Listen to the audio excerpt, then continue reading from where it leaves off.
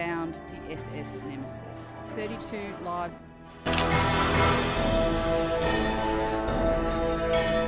دوستو یہ 8 جولائی 1904 کا دن تھا جب انگلینڈ کے شہر نیو کیسل سے آسٹریلیا کے سفر پر ایک بحری جہاز روانہ ہوا۔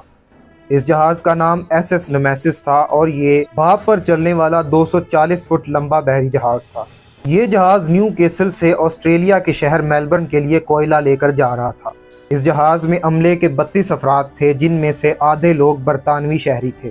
اس جہاز کے کیپٹن کا نام ایلیکس لوشر تھا۔ ایس ایس نیمیسس جہاز ہڈارٹ پارکر اینڈ کمپنی کی ملکیت تھا اور یہ ایک مال بردار جہاز تھا۔ جب جہاز نے کیسل کا ساحل چھوڑا تو موسم خوشگوار اور سمندر خاموش تھا۔ ایک اور بحری جہاز کے عملے نے اس جہاز کو سمندر میں سڈنی کے قریب جاتے ہوئے دیکھا تھا، لیکن یہ جہاز اپنی منزل تک نہیں پہنچ پایا۔ ہوتا یہ ہے کہ جب جہاز وولنگونگ کے ساحل کے قریب پہنچتا ہے تو موسم خراب ہونا شروع ہو جاتا ہے اور سمندر میں لہریں اٹھنا شروع ہو جاتی ہیں۔ یہ لہریں ایک خوفناک سمندری طوفان کی شکل اختیار کر لیتی ہیں۔ 1500 ٹن سے زیادہ وزن والے اس جہاز کا انجن کام کرنا بند کر دیتا ہے اور لہریں مزید شدت اختیار کر لیتی ہیں۔ دیکھتے ہی دیکھتے ایک بڑی لہر کے ساتھ جہاز مکمل طور پر ڈوب جاتا ہے اور یہ طوفان اتنا شدید ہوتا ہے کہ لائف بوٹس کھولنے کا موقع بھی نہیں ملتا اور کچھ ہی منٹوں میں جہاز مکمل طور پر ڈوب جاتا ہے۔ اس وقت اس جہاز کی تلاش کے لیے بہت سی کوششیں کی گئیں، لیکن اس جہاز کا کچھ پتہ نہیں چلتا۔ البتہ ایک ہفتے کے اندر ہی جہاز کے عملے کے افراد کی لاشیں سمندر کی لہروں کے ساتھ بہہ کر ساؤتھ ویلز ساحل پر پہنچ جاتی ہیں۔ کہا جاتا ہے کہ نیو ساؤتھ ویلز ساحل پر 200 سے زیادہ بحری جہازوں کے ملبے اب تک موجود ہیں، لیکن ان میں سے بہت کم کی پہچان ہو سکی ہے۔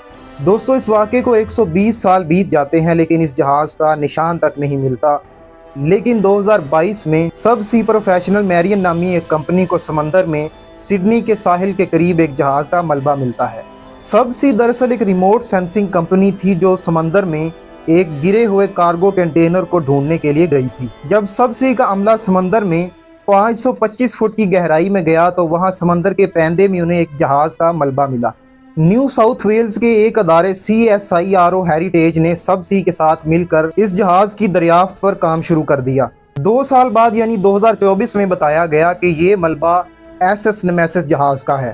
CSIRO اس عمل کا ایک اہم حصہ تھا اور اس نے سمندر کی تہہ میں جدید ٹیکنالوجی کو بروئے کار لاتے ہوئے اس ملبے کی ہائی ریزولوشن تصویریں حاصل کی۔